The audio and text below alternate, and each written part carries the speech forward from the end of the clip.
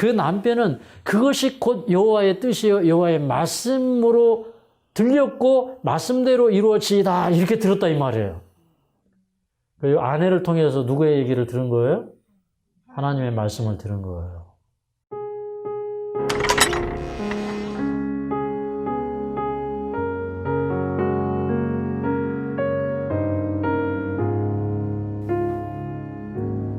여러분 안녕하십니까?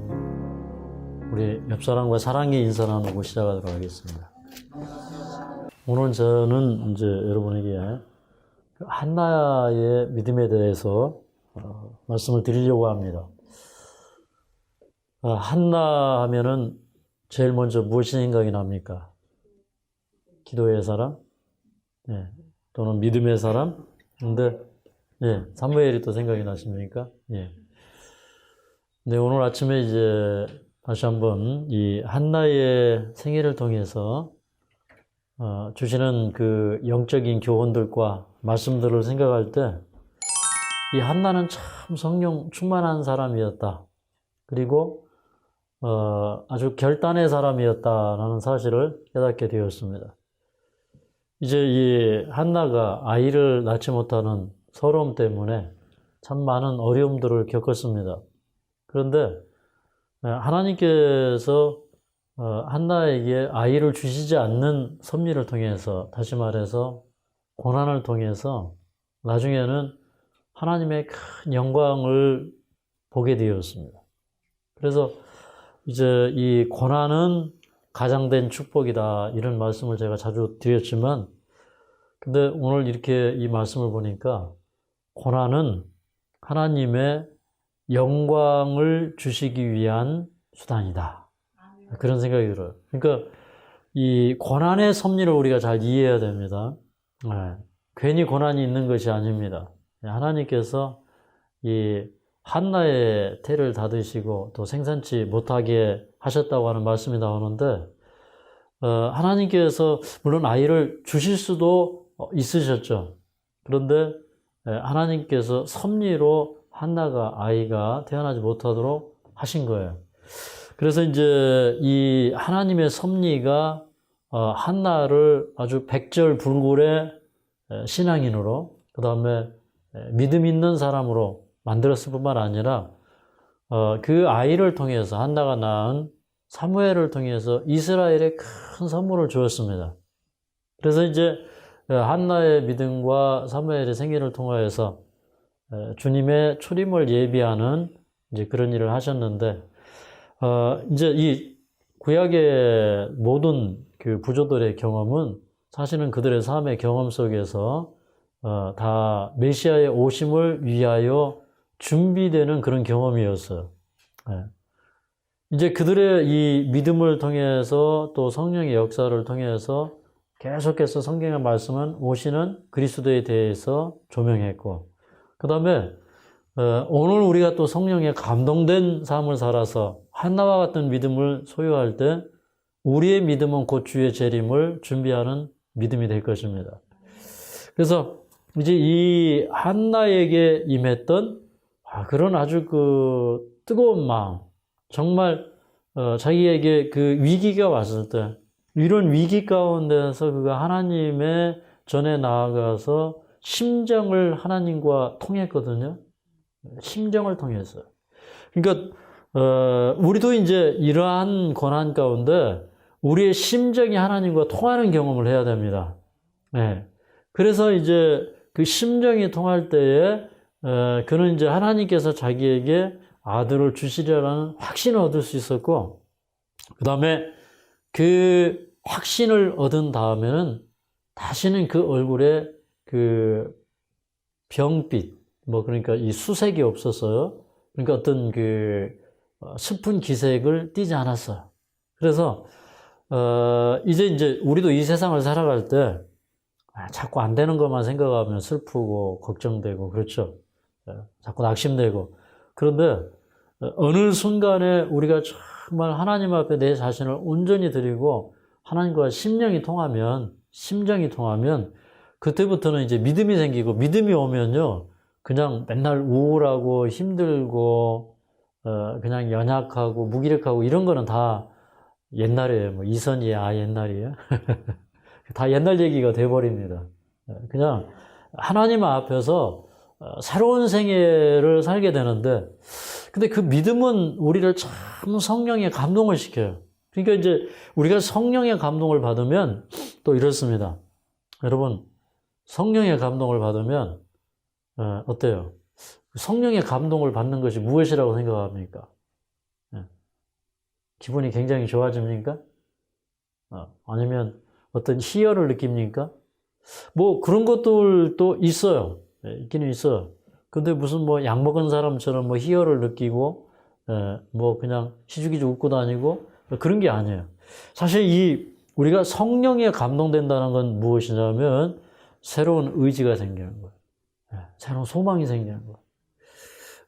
여러분, 이제 이 세상에 뭐 올림픽에 참여하는 선수들이나 어디 대회에 나가는 선수들은 참 많은 절제합니다. 절제하고요. 그 다음에 자기 시간을 쪼개고 또 노력하고, 마치 그 하나의 그 뭐 영어를 체득하기 위한 사람들이 이렇게 한국말 안 하고 영어로만 말하고 영어만 듣고 이렇게 하듯이 우리가 하나님 앞에 성령에 감동될 때 우리 의지에 새로운 힘이 생겨요. 그러니까 성경을 못 보던 사람이 성경을 펴고 성경 속에 빠지게 되고요. 그 다음에 연습극을 못 듣던 사람이 연습극 끊어버리고, 그리고 뭔가 이렇게 하나님의 말씀에 집중할 수 있는 의지의 힘이 생기고요. 새로운 결단의 힘이 생기는 거예요. 그래서 성령의 감동은 많은 사람들이 생각하는 것처럼 그렇게 이렇게 감정적으로 성령을 느끼는 그것의 이상이에요. 그것에 우리의 의지와 그 다음에 하나님의 말씀이 우리 생애 가운데 이루어지는 그런 경험이 없다면 우리는 성령을 받은 게 아니에요. 그런데 이 한나는요, 자기가 믿음으로 기도했고 그 다음에 하나님의 말씀이 자기 생애 가운데 이루어지는 것을 보게 되었어요. 그래서 이제 한나를 지켜보는 그 남편도 이게 하나님의 말씀대로 이루어지는구나라고 하는 감동을 받을 수 있을 만큼의 그런 삶을 한나가 살았다는 거예요. 그래서 이제 그런 어머니 밑에 자라난 사무엘 참 훌륭한 선지자죠. 하나님의 말씀이 희귀한 때에 어린 아이 때부터 그는 선지자 노릇을 해요.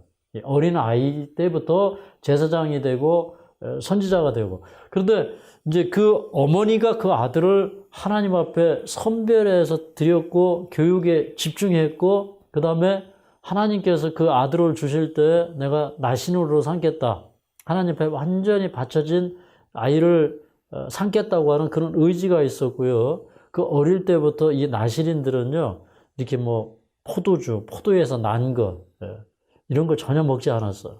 그러니까 이 아이를 아주 특별하게 어릴 때부터 이렇게 관리를 하면서 그 아이를 기도로 키웠는데, 이 아이가 정말 자라나는 모든 과정 속에서 엄마의 끊임없는 기도가 있었다고 하는 겁니다. 한나가 아이를 달라고 기도했기 때문에 한나가 된 것이 아니라 그 아이의 성품과 하나님 앞에 설 수 있는 아이가 되도록 하기 위해서 어머니는 기도를 쉬지 않았다고 하는 것이에요. 그래서 이 사무엘이 어릴 때부터 제사장이었고 선지자였고 참 이 이스라엘의 대선지자가 될 수 있었는데, 오늘 이제 이 한나의 사건을 접하는 우리가 이런 경험 속에 나아가게 되기를 간절히 바랍니다. 우리 사무엘상, 구약성경 사무엘상으로 가겠습니다.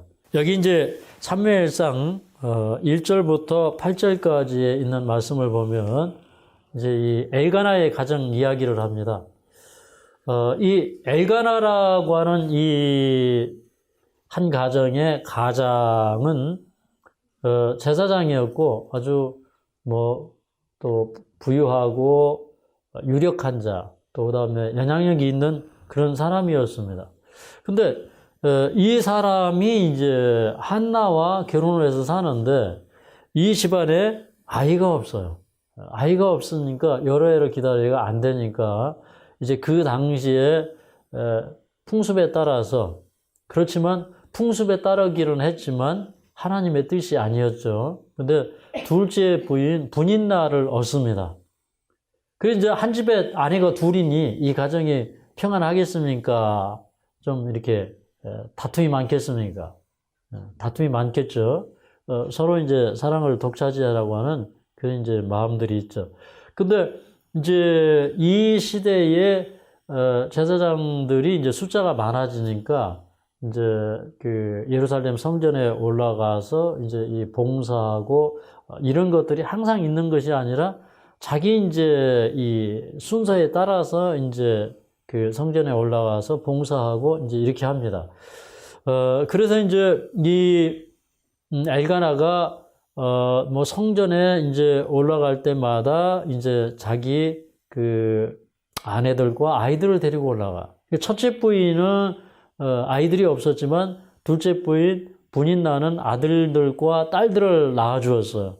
그러니까 아마 이제 이때만 해도 한나가 한 중년쯤 되었겠죠. 결혼을 해서 이제 뭐 그 아이들을 낳고 이제 이런 상황까지 갔기 때문에 나이가 꽤 되었을 것입니다. 근데 이제 그 이스라엘 백성들은요, 그 절기를 지키러 이제 예루살렘에 올라가는데 언제 올라가냐면 그 뭐 오순절, 뭐 유월절, 그다음에 이제 그 장막절, 요 세 절기는 아주 그 대표적으로 그 이렇게 다 이동을 해서 이제 예루살렘에 올라가고 이제 그렇게 하죠. 근데 이제 여기 뭐 예루살렘이라기보다는 여기는 이제 실로라고 그랬는데 이제 실로에 올라가죠. 근데 이제 이게 그 1년에 이제 뭐 매년에 이렇게 올라가다 보니까 이제 여러 차례 올라가는 거예요. 근데 그 여러 차례 이렇게 그 실로에 올라갈 때 그때마다 이제 이렇게 제사를 드려요. 감사제를 드리고 화목제를 드리고 이제 이렇게 하면은 그때마다 이제 그 뭐 이렇게 화목제를 드린 것의 일부는 또 이제 화목제를 드린 사람들이 또 먹을 수가 있어요. 그러니까 그런 이제 하나님 앞에 감사제나 화목제를 드리고 난 다음에 이제 그 뭐 이렇게 이제 고기가 이제 그들에게 주어지면 그 다음에 그 음식을 이제 이렇게 다 식구들에게 이렇게 아버지가 나눠주는 겁니다. 근데 여기 보면은 뭐라고 했냐면 5절에 한나에게는 갑절을 주니 이렇게 얘기했어요. 이 갑절이라는 말은 이 원어적으로 보면 두 얼굴의 몫이다 이런 얘기입니다. 그러니까 자기 아내가 아들을 낳지 못했지만 그러나 엘가나의 눈에는 아이를 낳은 아내만큼 예쁜 겁니다. 그런 뜻으로 이제 두 몫을 주는 겁니다. 근데 이제 그런 그 남편의 깊은 마음을 이제 둘째 부인은 헤아리지 못하고 이제 이렇게 하는 거죠. 아니 여보, 왜 당신은 첫째 부인만 사랑하고 첫째 부인만 챙기느냐? 나하고 아이들은 안중에도 없느냐? 왜 나는 덜 사랑하느냐? 이러는 거예요. 근데 거기에 그치지 않고 여기 말씀을 보면은 6절에 이런 말씀이 있어요. 6절에 분인나가 그를 심히 격동하여 번민케 하더라. 그 다음에 또 7절에도 보면 분인나가 그를 격동시킴으로 그렇게 얘기했어요. 근데 6절에 보면 이 분인나를 그 대적 분인나 이렇게 얘기했어요. 그러니까 이 그 짧은 문맥 속에서 이 둘째 부인이 첫째 부인을 형님으로 잘 모시고 따라야 되잖아요. 근데 이게 묘사가 뭐라고 되어 있냐면 대적이라고 그랬어요. 그리고 이 말씀 속에서 보면은 아주 그 마음을 상하게 하는 것입니다. 그래서 이 마음을 이렇게 심히 격동케 했다 그랬어요. 그러니까 이제 이 옛날에는 아이를 낳지 못하면 그게 하나님께서 내리신 하나의 그 뭐 벌이라고 생각을 했어요. 그래서 뭔가 굉장히 도덕적인 허물이 있는 것처럼 그렇게 생각했어요. 그러니까 이 분인나가 한나를 볼 때는 아주 정말 그 형편없는 그런 여자로 보는 것입니다. 그러니까 이제 이 집안에 계속해서 이런 그 불화가 있는 것입니다. 다툼이 있는 것이에요. 근데,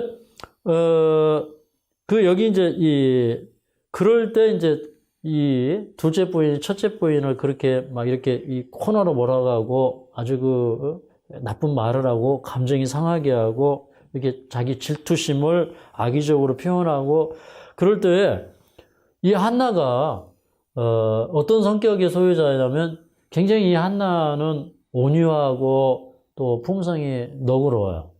속이 깊은 사람이에요. 그러니까 보통 사람들은 이렇게 막 머리끄댕이 잡고 싸우고 막 화를 내고 막 이럴 건데 근데 이 한나는 속이 상하면 그냥 이렇게 그걸 겉으로 드러내지 않고 그냥 울고 기도하고 이렇게 합니다. 그러니까 너무너무 이제 속상할 때는 이렇게 이제 이 절기 때는 우리나라로 말하면 이렇게 명절과 같아요. 우리 뭐 구정을 지키는 이런 그 명절도 가만히 보면 옛날에 그 이스라엘의 그 절기를 지키는 그런 제도에서 나온 것 같아요. 유대인들이 다 이렇게 뭐 오순절이나 유월절이나 이제 장막절이면 이제 그 예루살렘에 올라가는 그런 그 풍습에서 기인되지 않았나 이제 이런 생각이 들거든요. 근데 여기 이제 그 남편이 한나에게 얘기할 때 8절에 보면 이런 얘기를 해요. 한번 8절 한번 읽어볼까요? 시작. 그 남편 엘가나가 그에게 이르되 한나여 어찌하여 울며 어찌하여 먹지 아니하며 어찌하여 그대의 마음이 슬프뇨? 내가 그대에게 10 아들보다 낫지 아니하뇨. 그러니까 한나가 얼마나 이게 속이 상했으면 이렇게 울고 먹지도 아니하고 그 다음에 이렇게 슬픔에 빠져 있고 그래요. 그러니까 이 남편이 뭐 여기 보면 어찌하여 먹지도 아니하고 어찌하여 슬프고 이런 얘기를 계속 하는 걸 보면은 참 이게 남편 마음이 애타는 거예요. 그죠? 근데 남편이 이 한나의 마음을 좋게 하기 위하여 어떻게 보면 남편이 내가 10 아들보다 더 낫잖아 그러면서 남편이 오히려 재롱 떨어가지고 그 와이프의 마음을 풀어주려고 하는 그런 모습까지 보입니다. 근데 이제 정말 이런 일이 반복이 되는데 한 번은 또 그 예루살렘 실로에 올라갔죠. 그 실로에 올라가서 이제 또 그런 일들이 또 벌어진 겁니다. 그러니까 이번에는 이 한나가 작정하고 이제 그 성막으로 나아갑니다. 성막으로 나아가서 그가 일어나서 그 성막에 나아가서 이렇게 기도할 때 정말 자기 마음이 아주 그 답답하고 슬프기 때문에 이렇게 기도하다 보니까 눈물이 흐르고 기도하다 보니까 그 하나님과 그 아주 그 깊은 자기 마음을 이렇게 토로하는 거예요. 그래서 자기 심정이 하나님과 이렇게 통하는 것이에요. 근데 이제 그 기도가 한참 이어지는 겁니다. 근데 이렇게 성막 문설주 옆에 이렇게 앉아있던 엘리가 이렇게 보니까 저쪽에서 어떤 여자가 이 대낮에부터 술을 마시고 술 취해가지고 뭔 소리가 들리지도 않는데 입만 다사다사삭 하면서 계속 뭔가 쫑쫑쫑 하고 있는 거예요. 그러니까 이제 이 제사장 엘리가 이렇게 생각할 때 참 한심하다 이런 생각이 드는 거예요. 그때 당시에 이제 이런 절기를 지킬 때 이제 이렇게 이 사람들이 신앙을 바로 하지 못하니까 이 절기에 올라가가지고 포도주를 잔뜩 먹고 취하고 막 이런 사람들이 이제 종종 있는 것이에요. 그래서 이제 14절에 보면 엘리가 이렇게 얘기합니다. 내가 언제까지 취하여 있겠느냐? 포도주를 끊어라 이렇게 얘기해요. 그러니까 이 엘리가 마음이 좀 상한 거예요. 하나님 이 성전에 와서 어떤 사람이 기도를 하는데 이 술 취해가지고 쫑알쫑알 하고 있으니까 좀 내가 언제까지 그렇게 취하여 있겠느냐? 술 끊어라 이렇게 얘기하는 거예요. 그랬더니 이제 한나가 그때 이제 얘기를 합니다. 저는 그렇지 않습니다. 저는 마음이 슬픈 여자입니다. 내가 포도주나 독주를 마시고 취한 것이 아니고 내가 지금 나의 심정을 하나님과 통한 것뿐입니다. 그러니까 저를 악한 여자로 보지 마십시오. 내가 지금 이렇게 기도하게 된 까닭은 나의 그 원통함과 격동됨이 많기 때문입니다. 이렇게 얘기해요. 근데 이제 그 한나가 엘리에게 그 자초지종을 얘기할 때 그 한나의 얘기를 듣는데 이 엘리의 마음이 감동이 오는 거예요. 그러니까 자기가 너무너무 이제 슬프고 애통한 그런 가운데 있는데 그래도 그것이 하나의 좌절로 끝나지 않고 하나님께 와서 자기의 마음을 다 이렇게 토로하고 자기 슬픔을 얘기할 때 그런데 이 보니까 엘리가 볼 때 이 한나라고 하는 이 여자는 보통 사람이 아닌 거예요. 여러분 보통 사람과 보통 사람이 아닌 사람이 있기는 있어요. 네. 어떤 차이일까요? 여러분 이제 이런 생각 들죠. 막 빚을 많이 지고 살 때는요. 다른 사람에 가가지고 내가 빚졌습니다. 뭐 이런 얘기 하려면 창피하죠. 그죠? 네. 어떤 사람들은 이제 막 가정 상담 와서 하죠. 뭐 우리 남편이 뭐 이렇고 가정사 이제 얘기를 듣다 보면 이제 별 얘기 다 나오죠. 그러면 그 사람이 얘기하기는 하는데 근데 나중에 이제 어떤 마음을 느끼냐면 약간 좀 이렇게 부끄러운 마음. 그죠? 때로는 수치스러운 마음이 들기까지 해요. 근데 이 엘리가 그 한나의 얘기를 들었을 때 이 여자가 참 고상하고 믿음 있고 아름다운 여자라는 생각이 드는 겁니다. 그래서 이제 엘리가 하는 얘기가 당신의 기도한 그것을 하나님께서 허락하여 주시기를 원합니다. 걱정하지 마시고 평안히 가시라고 얘기를 하는 거예요. 그랬더니 그 얘기를 들을 때 한나는 또 엘리가 감동을 받아가지고 그 얘기를 할 때 이게 보통 얘기로 들리는 게 아닌 거예요. 이게 하나님께서 자기에게 주시는 기도의 응답으로 들리는 거예요. 그래서 여기 뭐라고 얘기를 했냐면 자 18절을 읽겠습니다. 1장 18절 시작 가로되 당신의 여종이 당신께 은혜 있기를 원하나이다 하고 가서 먹고 얼굴에 다시는 수색이 없으니라. 자, 그러니까 뭐라고 했냐면 당신께 은혜 있기를 원합니다. 그렇게 얘기했어요.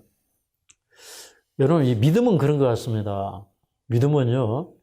어떤 사람은 똑같은 말을 들어도 그거를 붙잡지 않고 딱 열리 듣고 일리 흘러버려요. 그죠? 근데 어떤 사람은 하나님의 말씀이 딱 임하면 아멘 하고 그거를 내가 딱 붙잡아 버려요. 예. 그 어떤 사람은 이런 기도도 한다고 그러잖아요. 이렇게 자기가 기도하다가 안 되면 하나님께서 이렇게 그 허락해 주신 말씀에다가 손을 딱 얹고 기도한다. 그러면 응답이 될까요? 근데 저는 그런 믿음의 기도는 그 방법이 응답을 하는 게 아니라 그 사람의 마음에 하나님께서 응답을 주십니다.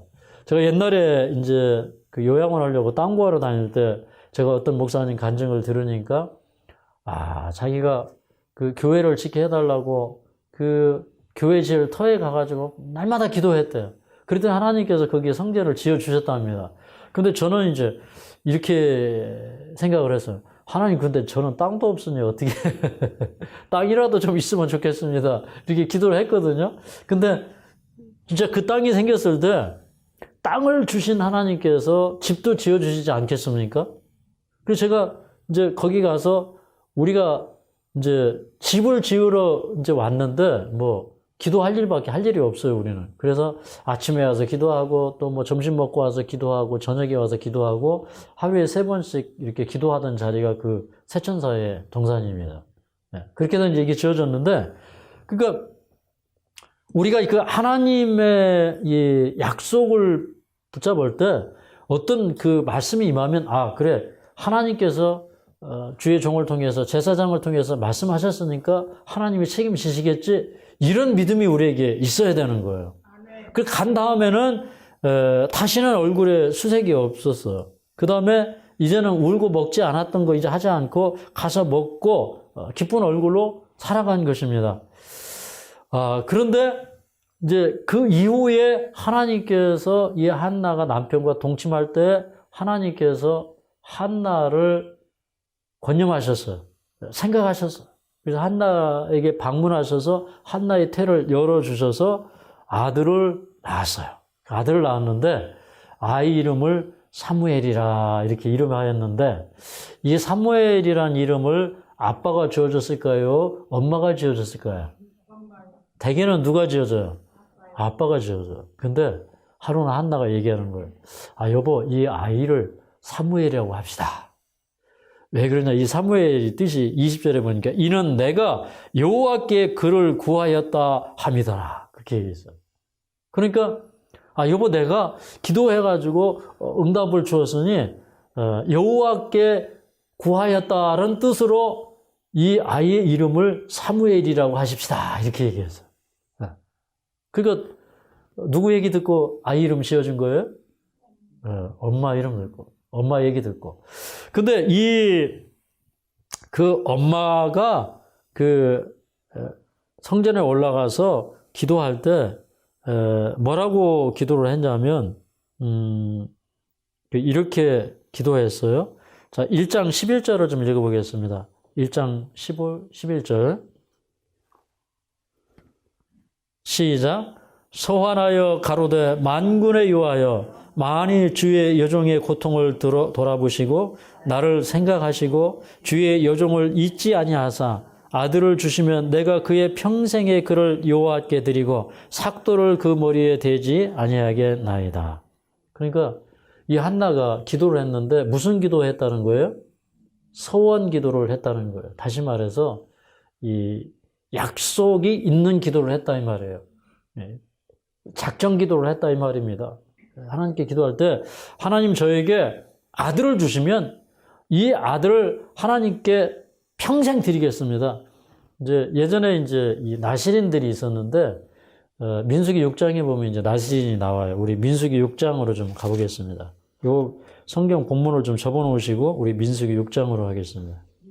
이 민수기 6장에 보면요, 이 나실인은 뭐 머리에 삭도를 대지 않을 뿐만 아니라 여기 그 민수기 6장 3절에 보면 구약 203쪽입니다. 여기 보면 이렇게 기록되어 있어서 3절을 좀 함께 읽겠습니다. 시작. 포도주나 독주를 멀리하며 포도주의 초나 독주의 초를 마시지 말며 포도즙도 마시지 말며 생포도나 건포도도 먹지 말지니. 아, 제가 이 말씀을 읽으면서 참 은혜를 받았어요. 왜 그러냐면 여러분 솔직히 고기 먹어요, 안 먹어요? 안 먹어요? 네. 근데 명절 때 가서 맛있는 거 있으면 한두 점씩 먹을 거예요? 제가 어제 어떤 분 얘기를 들으니까 굴은 몇 점 좀 먹으면 안 되냐고 이렇게 물어봐. 근데 제가 이 말씀을 들을 때 이런 생각이 들었어요. 그 하나님께서 침례 요한을 주셨을 때 그 아이에게 이 뱃속에서부터 그 어머니가 포도주나 독주를 마시지 말라고 그랬어요. 그러니까 이 침례 요한의 부모님은 이 아이를 키울 때 마치 하나님 앞에 완전히 자기의 생애를 드리고 헌신한 나실인처럼 그런 마음으로 기도하고 아이를 양육해야 했어요. 근데 사실은 이 침례 요한의 어머니 누구입니까? 엘리사벳. 네. 엘리사벳이었죠. 그 다음에 아버지는요? 사가랴죠. 사가랴와 엘리사벳은 우리 누가복음 1장에 보면 뭐 5절, 6절 그쯤에 보면 이 두 사람은 하나님 앞에 의인이니 주의 모든 계명과 규례대로 흠이 없이 행하더라 그랬어요. 그러니까 이런 말씀도 충격이에요. 예수님의 초림을 예비했던 이 가정. 사가랴와 엘리사벳은 하나님 앞에, 하나님의 말씀 앞에 흠이 없는 사람들이에요. 이게 어떤 흠이냐면 어떤 행위적인 흠이 아니라 도덕적인 흠이 없는 사람이에요. 그런데도 그 부모에게 그것도 이제 연륜이 많이 쌓이고 경륜이 찬 신앙적으로도 성숙해진 그 부모에게 아이를 줄 때 뭐냐면 이 아이는 모태에서부터 성령 충만함을 받을 거니까 이 포도주나 독주를 입에 대지 말라. 그러니까 부모도 그렇게 해야 되고 그 다음에 이 아이가 자라나는 과정 속에서도 그렇게 했어야 됐어요. 그럼 오늘날 이 마지막 시대에 하나님께서 우리에게 이 음식물 개혁의 빛을 주는 겁니다. 근데 이게 하나의 율법으로 주는 게 아니죠. 우리에게 뭐 이것은 먹으면은 성경에 금지했고 이것은 하나님의 계명을 어기는 거니까 먹지 말라 이런 차원이 아니에요. 마치 이 그때의 그 나실인들에게는 그 포도 열매, 심지어는 포도 껍데기나 씨까지, 심지어는 건포도, 그 다음에 그 포도주, 그러니까 이 술이죠. 그 다음에 이제 그 술이 발효가 되면 뭐가 돼요? 그 다음에 이게 이제 그 식초가 되잖아. 그러니까 식초 먹지 말라 이거예요. 포도로 만든 그 식초, 그거 먹지 말라는 거예요. 떡을 이렇게 그 초에 찍어서 먹고 이게 보면 그 눕기서에 나오죠. 그런 이제 식초도 먹지 말아라. 저는 이제 이런 이 말씀을 읽는 겁니다. 그 다음에 뭐 시체를 가까이 하지 말고 또 이 자기 부모나 형제가 죽었을 때도 그 시체를 가까이 하면 안 되고 가까이 하면 머리를 다 밀어야 했어요. 근데 이제 나실인 서약이 끝나면 또 머리를 밀 수가 있어요.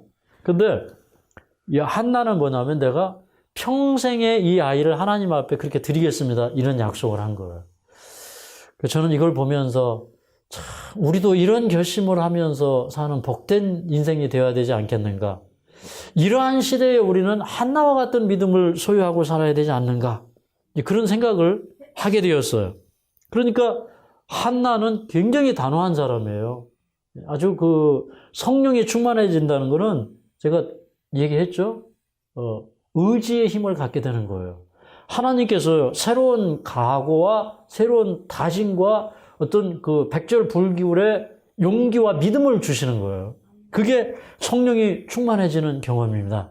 그리고 또 하나의 비결은 이런 거예요. 여러분, 이 기도 응답이 잘 안 될 때 이런 기도를 해보세요. 내가 앞으로 이렇게 살아야 되겠다. 하나님, 제가 앞으로 이렇게 살겠습니다. 그러니까 하나님 저의 기도를 들어주십시오. 이런 그 작전 기도를 하면요, 기도 응답이 잘 돼요. 그래서 제가 이게 기도 응답이 잘 돼가지고 여러 번 써먹었어요.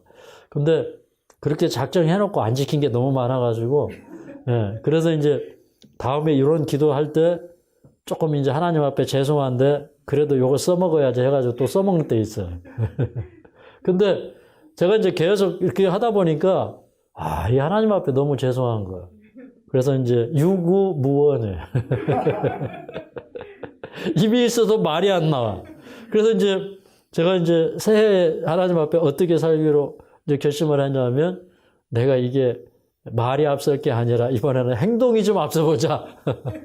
금년에는 내 계획과 내가 뭘 한다는 계획 자체를 포기하고 그냥 하나님이 인도하시는 대로 하나님과 가까이 하는 그런 삶을 살자. 제가 이제 많은 실패 끝에 2020년에 제가 그렇게 결심을 한 거거든요. 근데 하나님은요, 나에게 뭘 주고 싶은데 왜 못 주냐면, 여러분 아이에게 칼을 주면 그게 연장이 되겠어요? 위험한 물건이 되겠어요? 위험한 게 돼요. 그러니까 아이에게 칼을 줄 수가 없어. 그러니까 우리가 성숙해질 때까지 기다리는 거예요. 근데 우리는 하나님의 깊은 뜻을 몰라요. 그러니까 그 축복을 받기 위해서는 내가 변화해야 되는 것입니다. 맞습니까? 네. 이제 이 아이를 하나님께서 주실 때 그냥 주면은 한나가 감사한 줄 모르고 그냥 보통 아이로 키웠을 거예요. 근데 그냥 온갖 서러움을 겪고 그 수모 속에서 아이를 받으니까 이건 보통 아이가 아니고 하나님의 선물이구나 이런 생각이 탁 드는 거예요. 맞습니까? 하나님이 그냥 주시면 선물 아니고 이렇게 좀 애를 태워다 줘야 선물입니까? 네. 근데 하나님이 왜 애를 태워다 주셨을까요? 하나님이 보실 때 애 태울만 하거든요. 그러니까 우리의 기도도 어떤 때는 하나님이 애를 좀 태우시거든요. 근데 여기 이 애를 주시지 않는 그 이유에 대해서 뭐 5절에도 여호와께서 그로 성택치 못하게 하시니 6절에도 여호와께서 그로 성택치 못하게 하심으로 이 두 번이나 그런 얘기를 했거든요. 그러니까 그럴 때마다 계속 코너에 몰리고 막 속이 상하고 그런 경험을 했잖아요. 그런데 그냥 주시면 그게 선물인 줄 모르는 거예요. 그래서 이제 그냥 주셨어도 아이는 선물이에요. 맞습니까? 여러분 아이들 키울 때 그냥 아이들 하나님 주신 거 막 원망하면서 키웠어요? 아니면 정말 감사하게 키웠어요? 저는 이제 아이가 태어났을 때, 좀 부담스럽긴 했어요. 왜 그러냐면 아이가 이제 너무 빨리 나와가지고.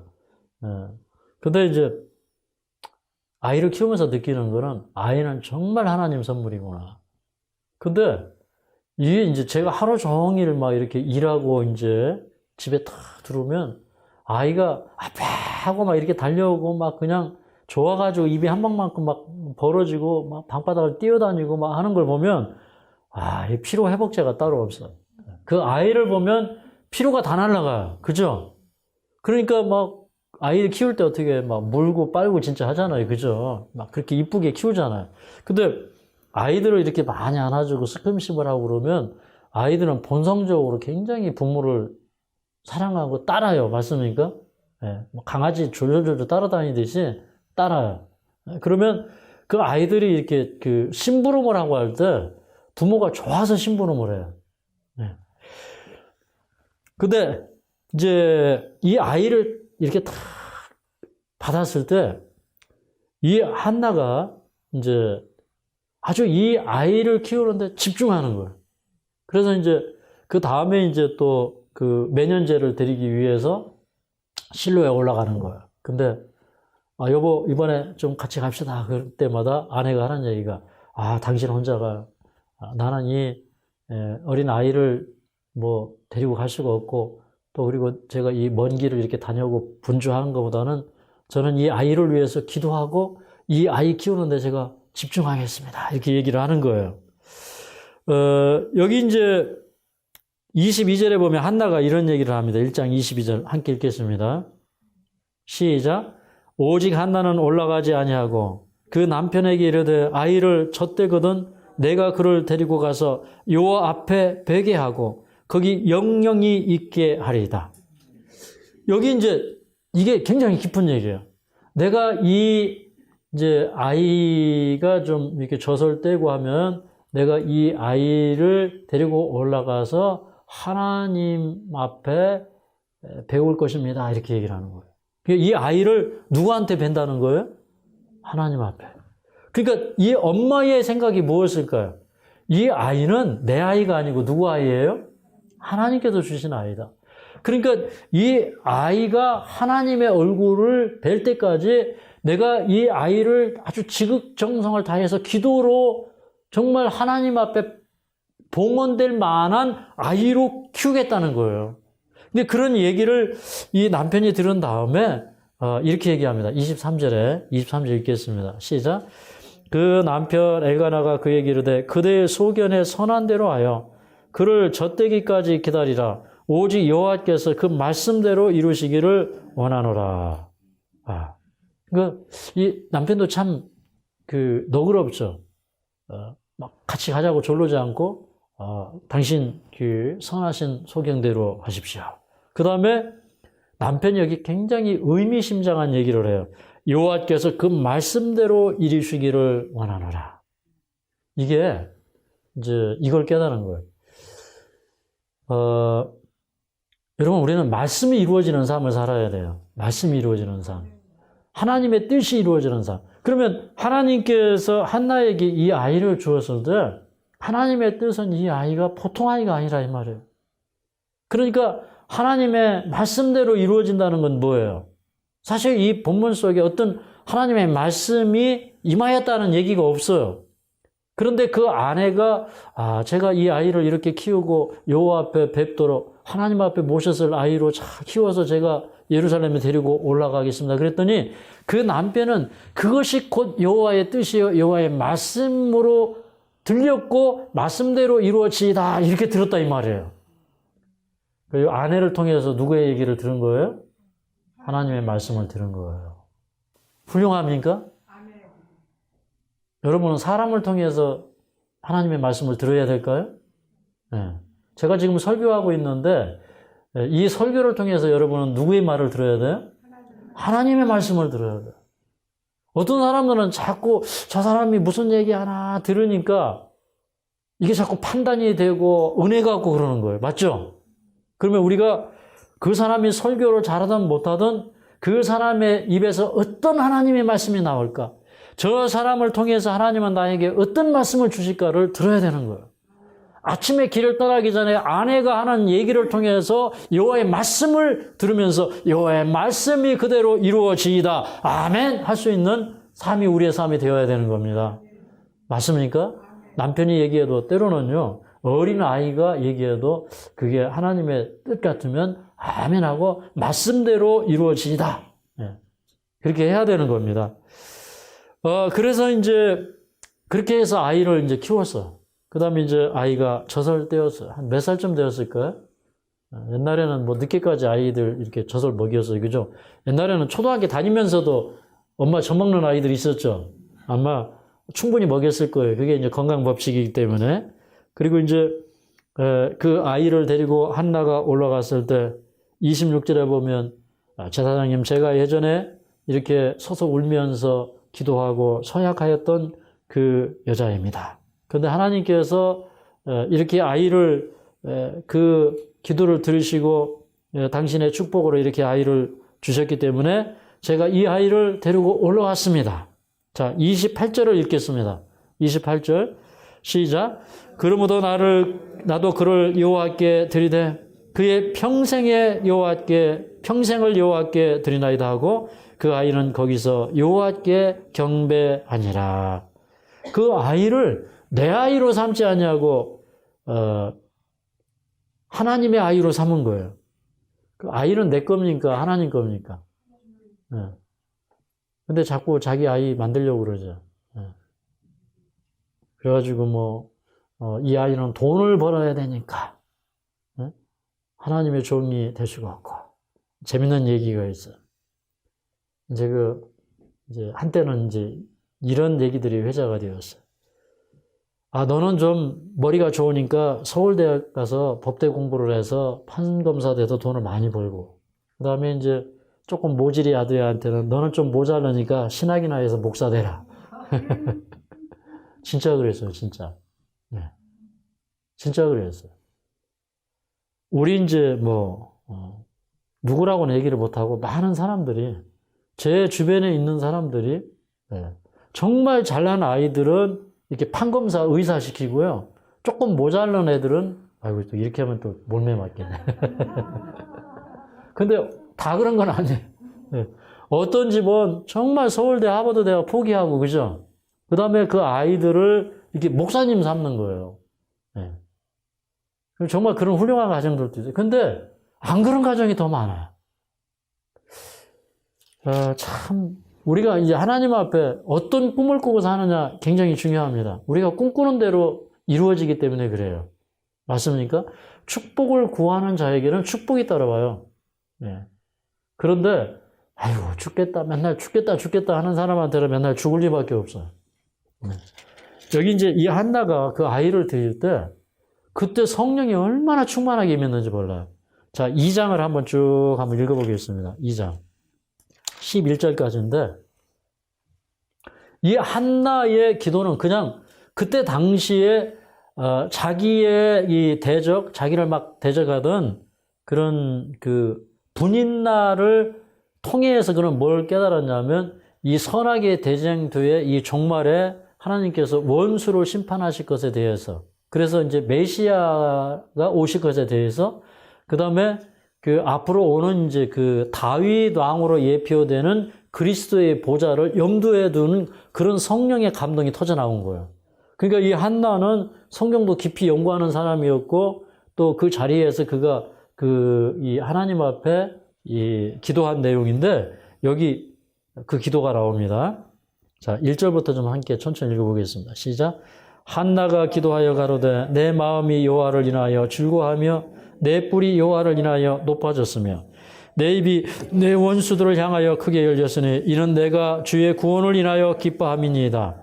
여호와와 같이 거룩하신 이가 없으시니 이는 주밖에 다른 이가 없고 우리 하나님 같은 반석도 없으심이니이다. 심히 교만한 말을 다시 하지 말 것이며 오만한 말을 너희 입에서 내지 말지어다. 여호와는 지식의 하나님이시라 행동을 달아보시느니라. 용사의 활은 꺾이고 넘어진 자는 힘으로 띠를 띠도다. 유족하던 자들은 양식을 위하여 품을 팔고 줄이던 자들은 다시 줄이지 않도다. 전에 인택지 못한 자는 7을 낳았고 많은 자녀를 둔 자는 쇠약하도다. 여호와는 죽이기도 하시고 살리기도 하시며 음부에 내리기도 하시고 올리기도 하시는도다. 여호와는 가난하기도 하시고 부하에게도 하시며 낮추기도 하시고 높이기도 하시는도다. 가난한 자를 진토에서 일으키시며 빈핍한 자를 거름더미에서 드사 귀족들과 함께 앉게 하시며 영광의 위를 차지하게 하시는도다. 땅의 기둥들은 여호와의 것이라. 여호와께서 세계를 그 위에 세우셨도다. 그가 거룩한 자들의 발을 지키실 것이요 악인으로 흑암 중에서 잠잠케 하시리니 힘으로는 이길 사람이 없음이로다. 여호와를 대적하는 자는 산산이 깨어질 것이라. 하늘 우레로 그들을 치시리로다. 여호와께서 땅 끝까지 심판을 베푸시고 자기 왕에게 힘을 주시며 자기의 기름 부음 받은 자의 뿔을 높이시리로다 하니라.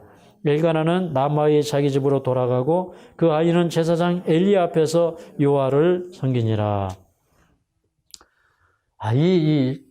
그 한나의 기도를 잘 읽어보시기 바랍니다. 하나님의 살아계신 능력을 분명하게 느끼면서 그런 자기의 경험을 통해서 앞으로 성취될 미래의 사건들을 내다볼 수 있는 해안이 열리는 거예요. 그 진리는 언제 열리냐면 내가 경험 속에서 예수님을 만날 때 엄청난 진리들이 열려요. 맞습니까?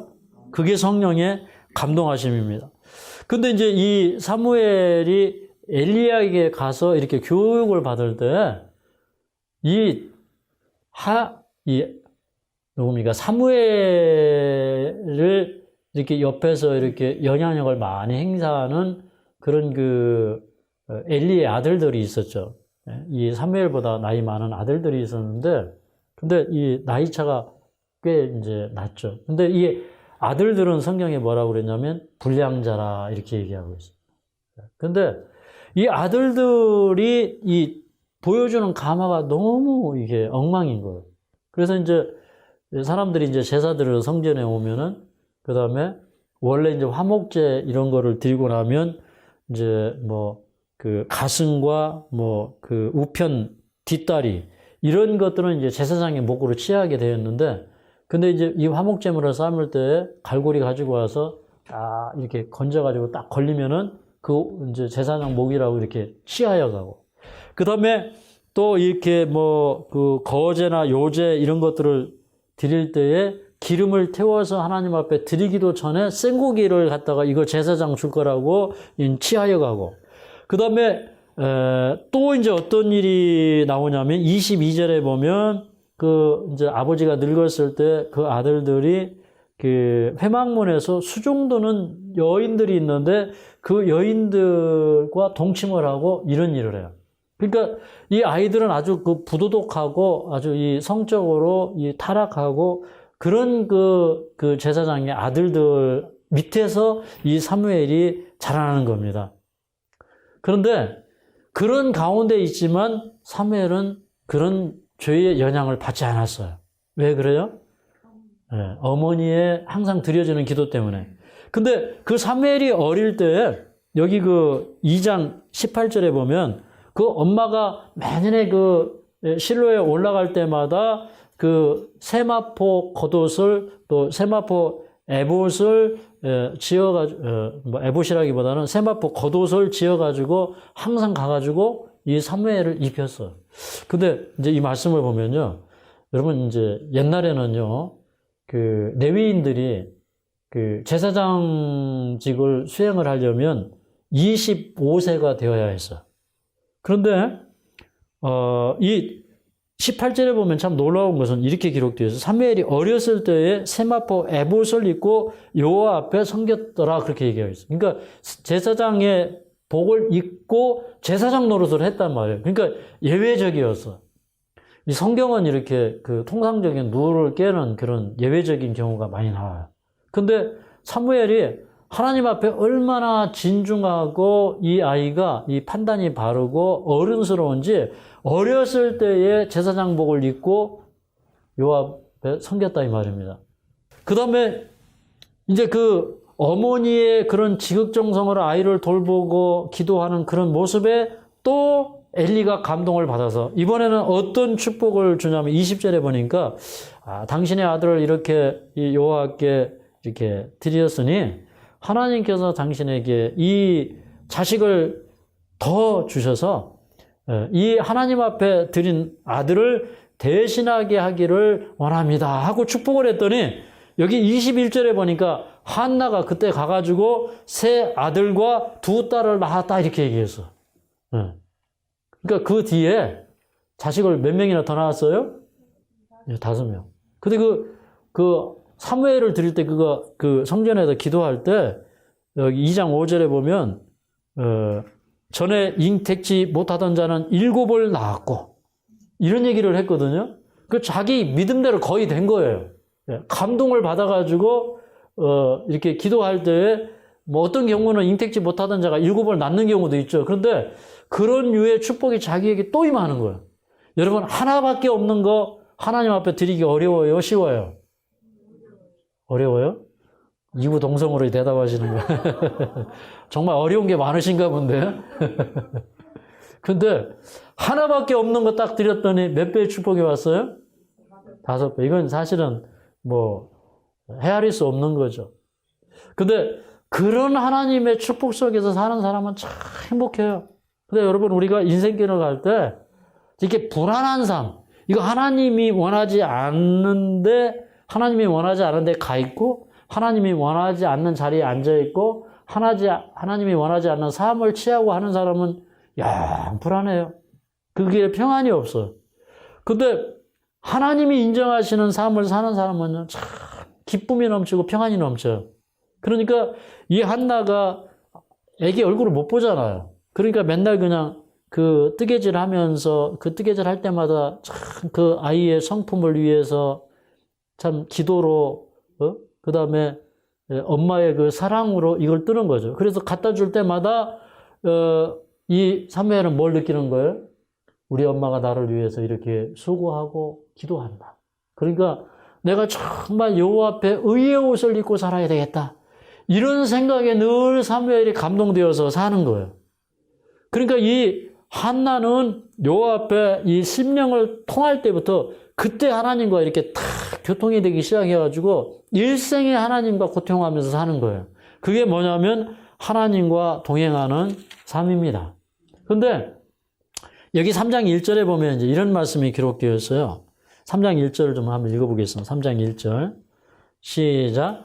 아이 사무엘이 엘리 앞에서 여호와를 섬길 때에는 여호와의 말씀이 희귀하여 이상을 흔히 보이지 않았더라. 그러니까 여기 보니까 이 시대 사람들은 다 영적으로 이렇게 잠자던 시대, 영적으로 아주 그 타락한 시대, 그런 시대에 여호와의 말씀이 희귀하여 이상을 흔히 보지 못했다는 거예요. 그런데 하나님께서 엘리 집에 심판을 선고하기 위하여 하나님께서 이렇게 연로와 나이 많은 엘리에게 말씀하시지 아니하시고 사무엘에게 이상을 주시고 사무엘을 불러서 얘기를 하셔요. 하루는 이제 그 엘리는 자기 집이 침대에다 자고 그 다음에 사무엘은 여호와의 전에 궤 앞에 누웠어요. 그러니까 저는 이걸 보면서 저 어릴 때 생각이 났거든요. 저는 이 교회 가는 걸 너무 좋아했어요. 그래서 어떤 때는요, 이 교회에 들어가가지고 이렇게 교회에 이렇게 강대상이 있고 옆에 보면 이렇게 그 기도실이 있어요. 이렇게 휘장으로 쳐준 기도실이 있어요. 그러면 어떤 때 저는 거기 쓱 들어가서 거기서 잤어요. 그 기도실 옆에서. 어떤 때는 막 목사님이 설교하면 이제 그 목사님 설교하던 표정 말투 해가지고 저 혼자 막 설교해 거기서 목사님 말 이렇게 흉내내면서. 그러니까 사무엘이 자기 방에 가서 잔 게 아니고 여호와의 궤 앞에서 잠을 자고 있었어. 그 참 사랑 받겠어요? 네. 하나님께서 사무엘아 3번씩이나 부르죠. 그 처음에는 엘리 제사장이 자기를 부르는 줄 알고 3번씩이나 달려갔어요. 근데 3번째 부르니까 엘리가 아무래도 여호와께서 너를 부르시는 것 같으니까 여호와께서 부르시거든 이렇게 대답해라. 말씀하옵소서 주의 종이 듣겠나이다. 이렇게 얘기하라. 우리는 이런 태도가 항상 있어야 돼요. 말씀하옵소서 주의 종이 듣겠나이다. 그게 사무엘이에요. 사무엘은 어떻게 했다고요? 말씀하옵소서 주의 종이 듣겠나이다. 사무엘의 원래 뜻은 여호와께 기도했다는 거예요. 여호와께 구하였다는 거예요. 우리도 이 한나가 되었으면 좋겠어요. 우리도 사무엘이 되었으면 좋겠어요. 그래서 사무엘의 일생은 뭐냐면 말씀하옵소서 주의 종이 듣겠나이다. 그래서 하나님께서 내가 이 엘리의 집을 심판해야 되겠다.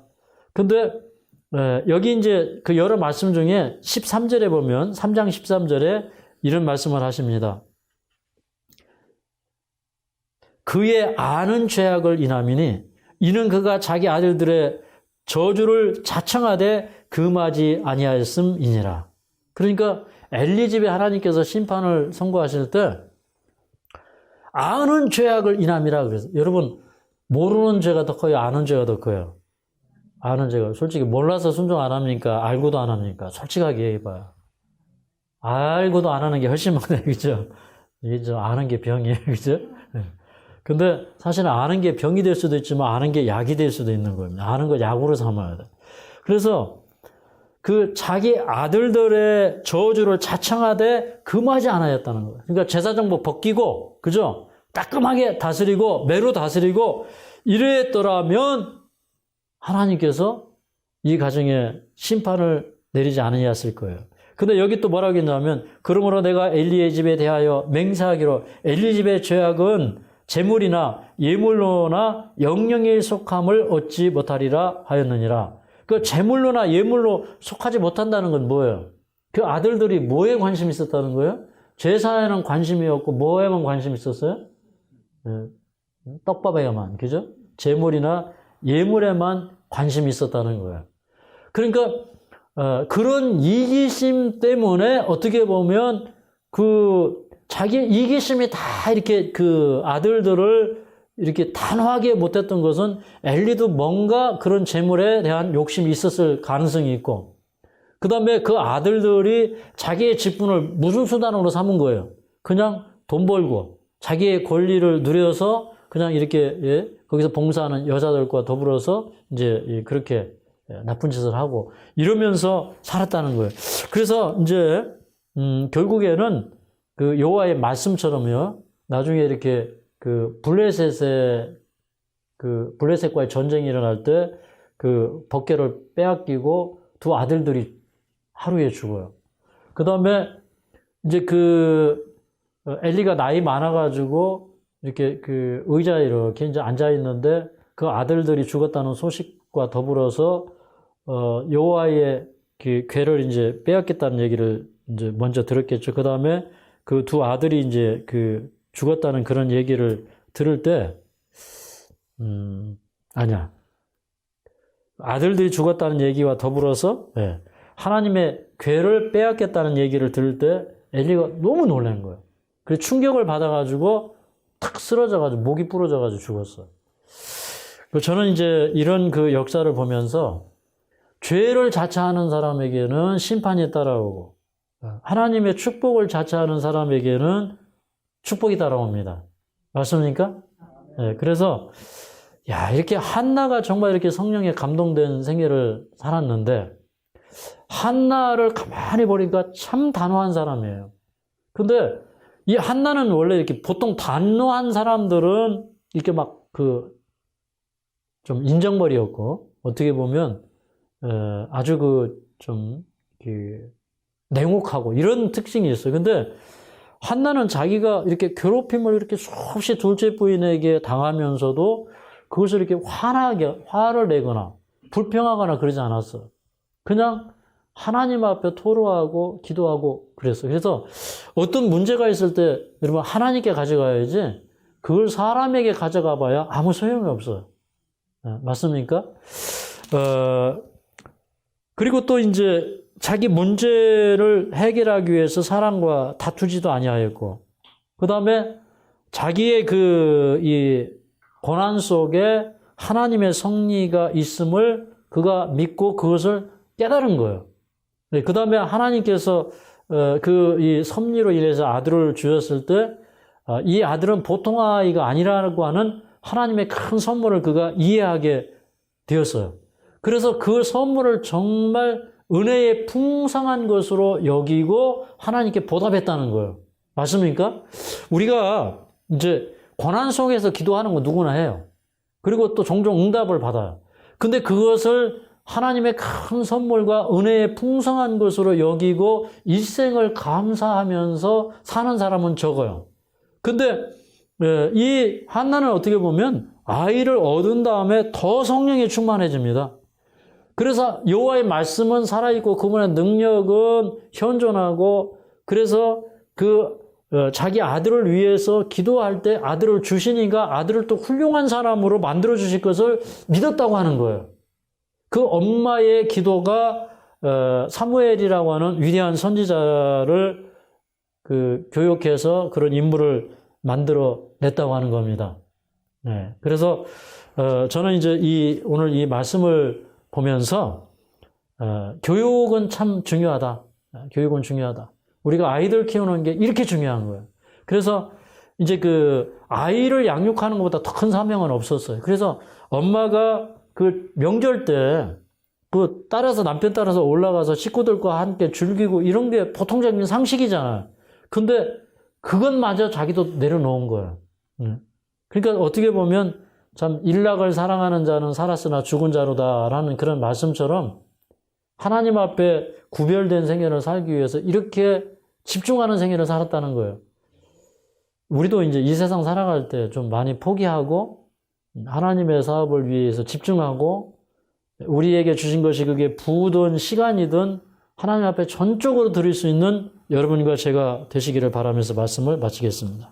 예수를 알기 원함은 그보다 넓은 은혜와 대속해 주신 사랑을 간절히 알기 원하네.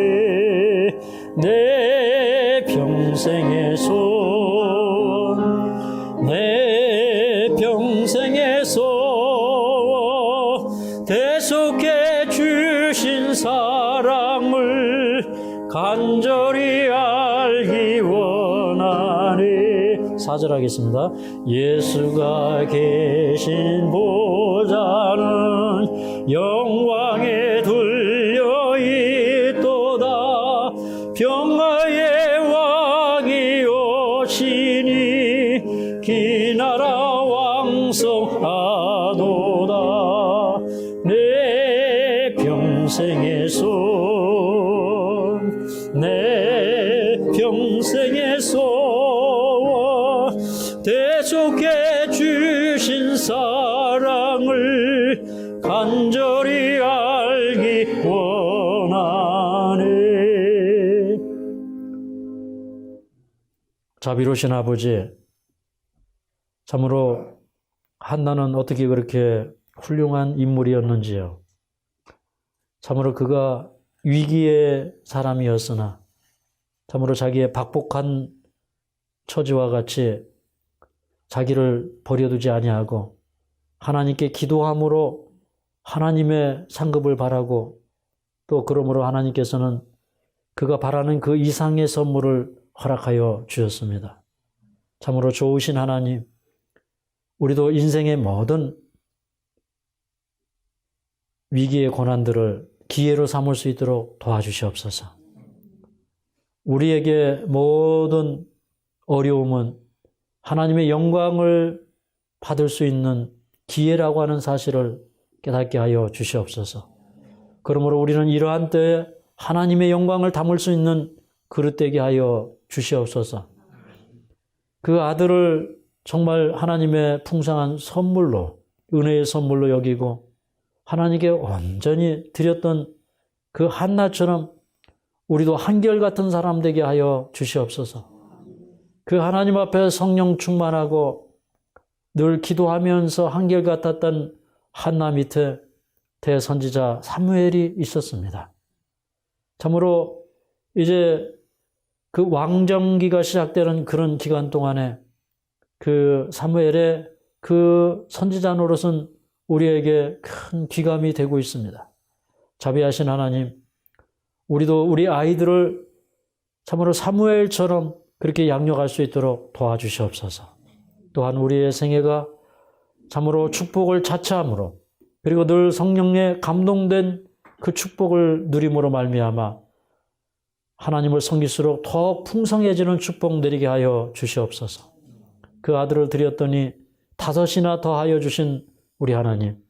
우리가 하나님 앞에 더하기 법으로 일할 때 하나님은 곱하기 법으로 복을 주신다 하셨사오니 우리가 늘 이것을 믿도록 도와주시고 한나가 경험했던 그 경험이 우리에게 있게 하여 주시옵소서.